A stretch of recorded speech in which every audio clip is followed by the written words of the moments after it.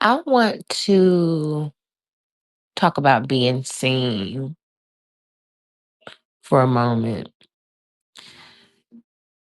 And I was just sitting here thinking about how, in the scope of, I suppose, being visible, like it's really okay to be seen how you want to. It's okay to be like in the authority of how you want to be seen. It's okay to be seen as how you are, who you really are. I feel like we all want to be seen, like genuinely you want to be seen. And within like the wound of visibility, I work for there. Let me see. Within like the wound of visibility, for those of us who may have a visibility wound, which is a thing, there is deep inside, there is this ultimate yearning to be seen in the correct way, because we ultimately know like who we are. We know who we are inside. We know what that authentic core and that authentic version of us is. And even if we don't always show it, we are always internally familiar with that energy, whether it's hidden and bottled up inside, whether it's kept in a in a space that we're not quite letting it out of. I feel like we resonate with our core. We know who we are, you know. But we have these wounds at times that make us, I would say, mask for protection.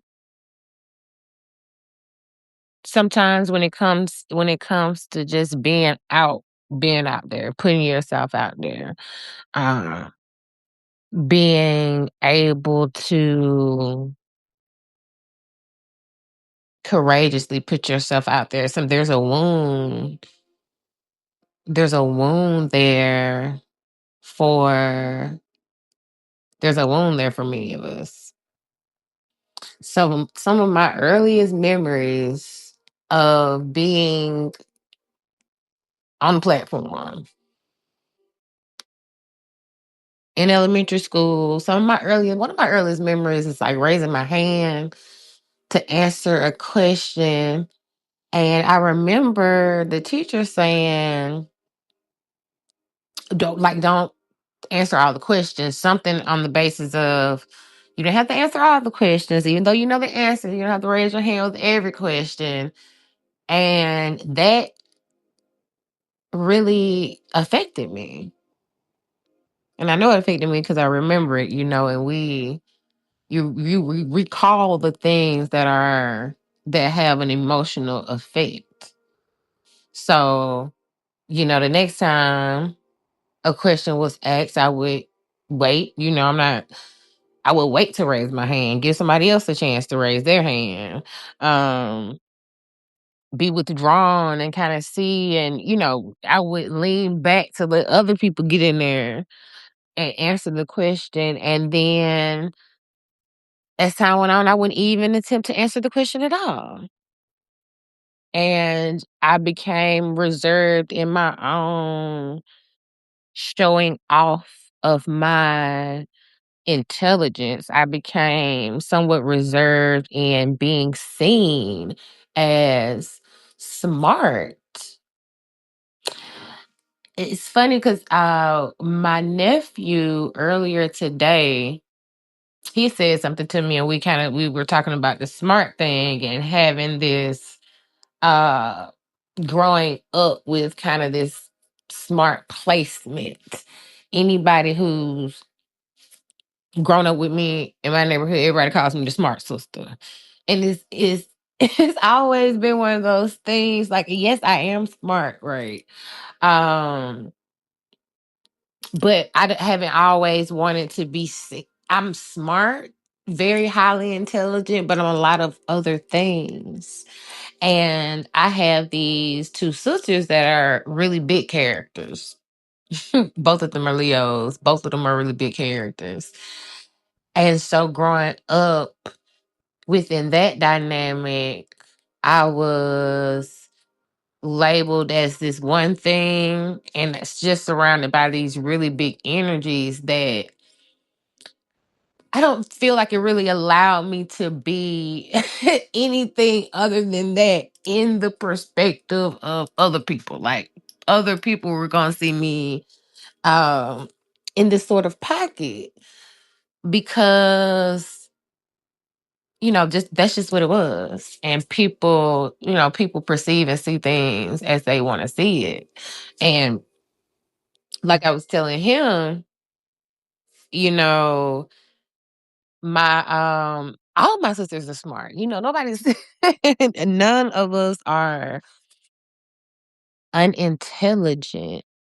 Um, but they do have such personalities to where other things yield higher than I suppose their mental capacity. So they're known for other things.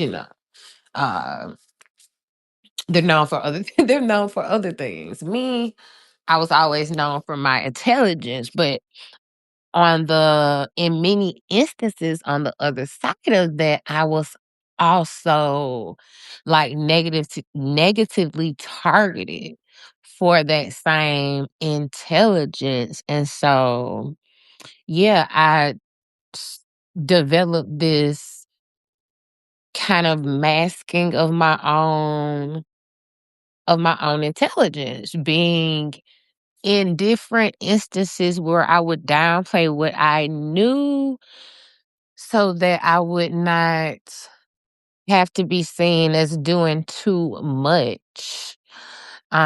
Which, as I have lived,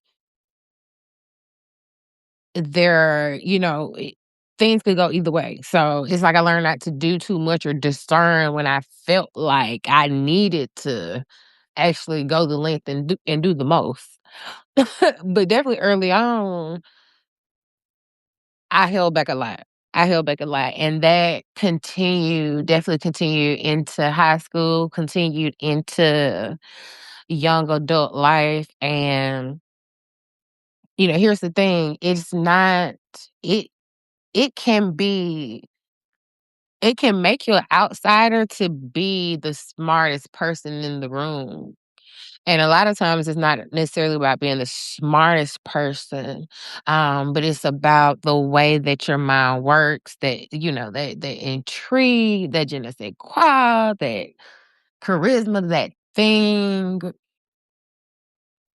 It's not, it makes you stand out, right? And so when you stand out, there are things that come with that. There are things that come with being seen. I feel like some of my I will say, like, the trauma that I have went through with being seen has allowed me to learn, even, like, speaking about it right now, it's allowed me to learn the necessities of discernment, but discernment, and also it just feels good. It feels better when I release. It feels better when I show up as myself. There is a regret in holding back that you can find yourself like carrying on to the next thing, and it becomes a weight, and it becomes heavy. And so, and you find yourself in those conversations like, I wish I had to did this, I wish I had to said that. And I feel like that is like a part of the key to being able to self-validate as well. Really showing up in the capacity that you know that you can. And that says something to visibility, being able to just allowing yourself to show up how you know you can show the fuck up, and resisting that pull back to hold back for the people pleasers. For those of us who have went through our people pleasing eras and all of those things, I feel like we have found that within the moment, the person who really matters, it really matters if I please me. And when I please myself, when I am pleased within the moment, it hits different. It hits where it needs to hit. If I'm not pleased within the moment, there is I'm not fulfilled. There is an emptiness. There is I really did, you know. And I think that true pleasure within the moment comes from being seen in it. Like when we feel like we are seen and present and a part of the presence in that moment. Um, we feel like we are visible. We feel like we're on the pedestal. We feel like we are there.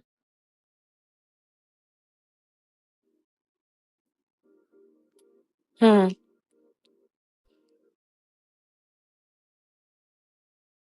Just a quick chat on being seen. Ultimately, I don't know. And then there is, when I first used to think of, like, when I first started to, I guess, seriously unveil or pay attention to my own visibility wound, there is a pinpointing of the trauma, um, the wounds in which, create the tendency or the resistance to be seen.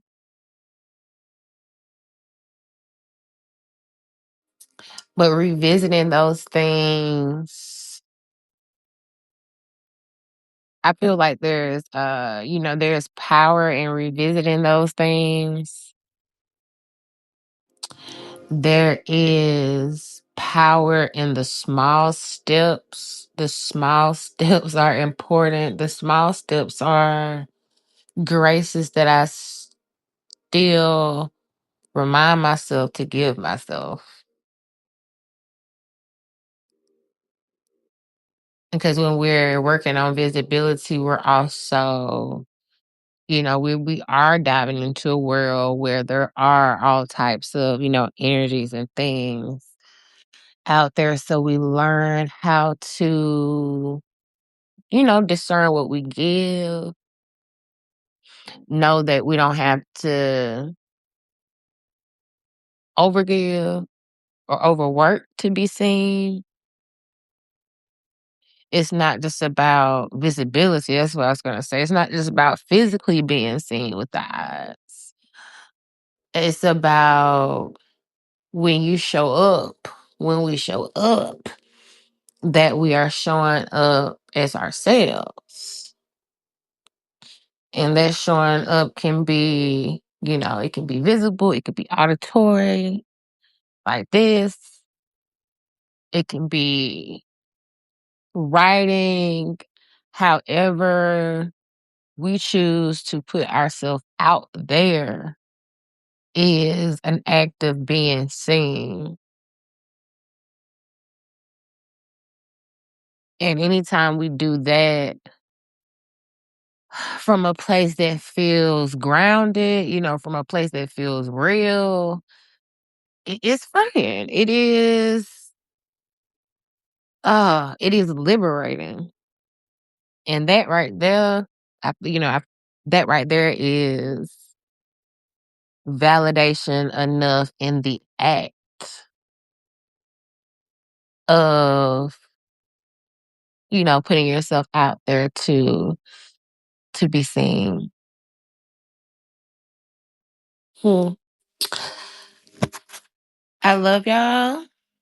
Till next time, like, subscribe, and thank you for listening.